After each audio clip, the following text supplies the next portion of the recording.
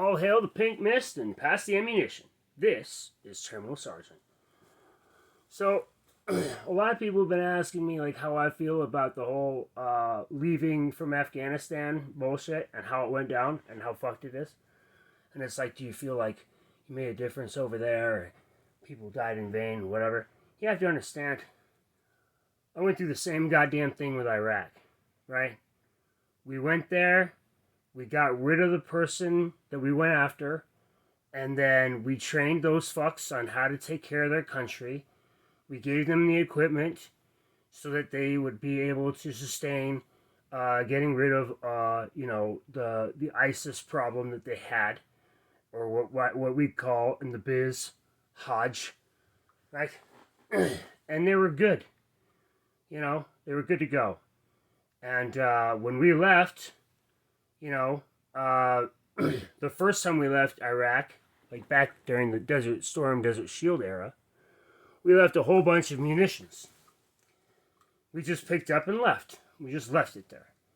And so, since we just left the munitions and shit, what do you think we were getting bombed with when we came back for Operation Iraqi Freedom from 2004 till 2014? What do you think they were using to bomb us with? It wasn't their shit. It was our own fucking shit, right? And then so then you got Afghanistan. Well, when we were in Afghanistan, we owned the night, right? As our military goes, like, we fucking own the night, and we have night vision goggles, and so at night in Afghanistan, you'd have your night vision on, and you could see like a different color green beam at night, and that was their shit, which they didn't come up with. We're talking about people that are so ass backwards they can't figure out how to work toilet paper, right? So you think they came up with night vision? Give me a fucking break, right? No, they got that shit from the goddamn Russians, from when the Russians were there. There's a plaque in Afghanistan that shows all the countries that have gone, like all of the, there's like the ISAF forces, which is basically NATO. There's all like 26 countries in NATO that have been there. All the Western cultures have been there. Some Eastern cultures have been there. We're talking about a country that's been fighting since birth. Like, it's never stopped fighting. Our country, we've never had more than 4 years of peace, right? And we've won every war we've ever been in. Even when we were in Korea, even when we were in Vietnam, we won that. Like, we won every major engagement of that war. Problem is, we pulled out, we left our equipment, and they didn't have the money or the fucking training or the know-how to continue, or the funding. I think I said that already. They didn't have the funds to sustain utilizing that equipment. You got to have fuel. You got to have, you got to have electricity. You got to have generators. You got to have a lot of things that they just didn't have in that country, and they could not sustain paying for these things. Like, when people think about our military being the most expensive military out there, you don't realize the equipment that we use. Like, just testing our shit costs more. Like, testing our airplanes alone costs more per year than 3/4 of the world makes in a year, right? Like, they can't fund it, man. We do this shit for fun, right? Like, we just blow money just to see if our shit still works, right? And we know it does because we just used it. Nobody's touched it since then, but just because we want to. It's sort of like having a remote control car, right? You charge it up, you leave it sit, but and you haven't used it, but every now and then you just want to play with it, right? Well, that's Uncle Sam and his military. Just every now and then, he's like, you know what? And that's why in the Army you have, like, field props, because it's like, hey, let's go test. Like, we've been practicing doing all this shit. Let's go do what we get paid to do, right? Like, let's go do our goddamn jobs. But, like, it's all force on force, and we're playing against each other, right? So, and we're the best. We're the best in the world, so we train against the best in the world and become even better than the best because we better ourselves. You know, that's why we win. That and also American resolve is we don't back down, we don't give up, and we don't back out. Right? So when you get a president who just says, and you have a president who sets a precedent for fucking just, you know, picking up and heading out, when we left all of our night vision shit there, everybody's like, oh fuck, like we left a lot of our sensitive, so like we have in the army what we call sensitive items, and when I say sensitive, I mean like it's not because of the fact that they'll get their feelings hurt if you say something they don't like. It's a sensitive item because you will hurt command's feelings if you lose one of them, right?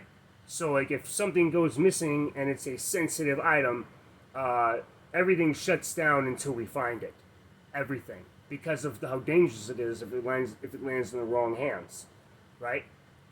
So we have sensitive items upon sensitive items upon sensitive gear that and sensitive information. Like we have also what was called confidential information, and then we have what's called secret information.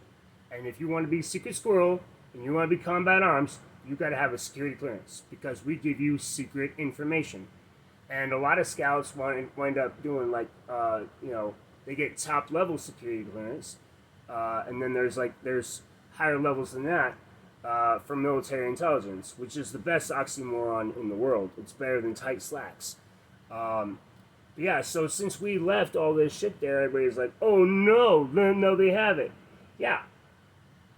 By next year, we're going to have a better version of that shit, number one. Number two, yes, they have all that shit, but two, they don't, even if they knew how to use it, it's going to be far and few between, and they're not going to have enough of it to sustain their entire fucking Taliban forces, right? It's just not going to happen. But we went in there, we got the bad guy, right? Then we stayed, we trained them up, we gave them equipment, right? And as soon as we were gone, they took over, and again, like, there's this whole thing where, like, Iraq, we were winning when I left, we were a big kid on campus, nobody fucked with us, it was just like, we had everything, and they had nothing, right? Afghanistan was the same way, except for the most non-shooting sons of bitches that ever fucking happened, so, again, big kid on campus. Like, now, do they have the same toys that we had? Yes. Do they have the same toys that we have? No. No, they do not. Like, yes, they have trucks. Do they have airplanes? No. Right? And even if they did, can they afford to fly them? No. Did we train pilots? No. Right? We gave them police force, is what we gave them. Right? They have the bottom level, we still are top tier. Yeah, it's fucked up, the stuff we left there. We should have never, right? We should have grabbed everything and left. We should have gracefully walked out. This was we had a long relationship. This was not a one-night stand, okay? This is like a fucking 14-year relationship, and we left in the worst way possible. We just woke up one morning and we were like, deuces, left our stuff and went back to to our old house, moved back in with our parents and said, yeah, we're back, right? And it was like, well, where's all your gear? Where's all your stuff? Oh, I left it with them. I decided I didn't need it. I didn't need the memories, and yeah, like, this wasn't, I could understand a one-night stand. You go in, wham, bam, thank you, ma'am, right? You get dressed in the morning and you fucking tiptoe out the house so you don't wake them up, right? But we left in the middle of the fucking day, right in front of them, and we told them we're leaving over and over again. It was like, if you don't get your shit straight, we're walking. And of course, they didn't listen, right? And so, yeah, sure enough, we left. But I don't know if it was one of those things where we were scared that they were again, like, we didn't want them, like, you don't want the angry wife sale, at least take your guns, but whatever. But again, it's just like, yeah, like, I went through this already with Iraq. I watched them retake every fucking major city that we ever owned. When I was in Iraq on my second tour, we owned 3/4, like, our sector for my squadron was 3/4 of the country, right? My squadron was about, I'd say like 200, maybe 300 people, maximum. And my squadron um, controlled, with 300, 400 people, we controlled 3/4 of that fucking country. And we owned them, right? Now, we had help from other units, for sure, in those sectors. But we were still responsible for those sectors, and we owned it. Did we take fire? Absolutely. Was it often? Not really. Did we lose people? Not many. Not nearly as many as they did. And they know that. That's why they didn't play with us.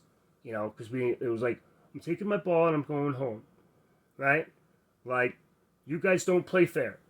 It's like, dude, the rules change all the time. Get with it. You know? Like, if you can't keep up with the rules, it's sort of like playing bullshit. You know? If you can't keep up with the rules, you lose. And that's how it was. You know, they couldn't keep up with the rules. So, yeah. And then it was just like, okay, game's over, we won. And we just kind of, like, they took their ball, they went home. And we took our ball and we went home. But even when we left Iraq, like, we did a graceful exit. It didn't matter. You know, it didn't fucking matter. We trained them, but their whole country was a bunch of fucking cowards. And there was no point. Afghanistan is a different deal. They don't have cowards in their country. Their police force is some of the fucking, like, their army and their police force is some of the bravest fucking people you'll never meet. Because you'll never go there. And they'll never come here. Right? There's men there that are really willing to defend that country. They're willing to westernize. They believe in the idea of freedom and democracy and diplomacy. Right? Diplomacy more than democracy. And they believe in, they don't believe in Christianity, but they don't believe that religion is all. They're still Muslim, but they don't believe that, the only way for the world to exist is for the Muslim community to conquer the world, right? They're not about that. But even if they were, their whole thing is they're more than willing to take over their country first, right? The problem is the corruption in that country. Like a lot of the guys that are on the police force, a lot of the guys that are in the army force over there, their leadership and people that they work with know that they're fucking. I'm gonna have to, like, no, I'm not gonna delete it. I don't care. But anyways, yeah, I dropped an F-bomb. I'm gonna do that sometimes. But the people there, they know who works with who and who is who and where you live, and they will come get you at your house, right? They will take, and and again, just like the bad guys, they know where you are. They like their sheiks control their lifestyle, and of course, the people that are in power right now are not willing to give up power. They're not. Right? Because they just feel like it's their way, and it's also like, you think that Republicans are conservative? Like I said, these fucks don't believe in toilet paper. Okay? Like, nope, the hand is the only way, and they wonder why they're always sick. But the point is, we did the best we could for the most amount of people we could for as long as we could. As long as we were there, we went from town to town. Like, when I did my tour, I can tell you about my tour, and I will. But to summarize, we went where we were needed. We did what needed to be done. We got rid of as many bad people as we possibly could. We engaged with many of the Taliban, and we accomplished mission. But it is what it is, man. This was going to go right back to its way. But what I was saying is, they have this whole plaque of all these countries that have been there. But also, at the same time, that plaque is every single fucking country they've forced out. They have forced out every military force that has ever come there to overthrow their thing. They forced out communism, which we helped them do. That was Charlie Wilson's war, right? And like the Russians were going to take it over and make it a communist nation, and they were like, no, the fuck you're not. And then we came over and we were like, hey, you're going to stop beheading women and children. And they said, the fuck we are, right? And we were like, well, can they at least go to school? And they're like, well, I don't know why they'd need to go to a school if they don't have a head. And to which I have to agree with them, which is why it's bad to behead your women and children. But yeah, so as far as like how I feel about what went down over there, that's my take on it. I totally respect the fact that there's a lot of people that have been killing themselves over how it went down, and they're beating themselves up inside and feeling like, you know, we let our brothers down or whatever. They and our president let them down. That's true. But it's true that the president let them down. But we did our job, and we should be proud of what we did. We should be proud of the lives we saved for as long as we did. You know, like a lot of the people that we did things for, like you know, they probably didn't live long past us leaving, but they were alive the whole time we were there, and their lives were better for it. You know, so you can think what you want about Afghanistan, but again, realize we didn't lose that war. Afghanistan lost that war. We won, and then we came home, and they lost, and it's sad. And yeah, they have terrorist cells and stuff like that, and we can talk about that some other time. But until then, I just want you to know that this episode of Terminal Sergeant was taped live in front of a studio audience here in Spearfish, South Dakota. And if you ever want to come out here or you don't, that's okay. But in the meantime, go scuff yourself.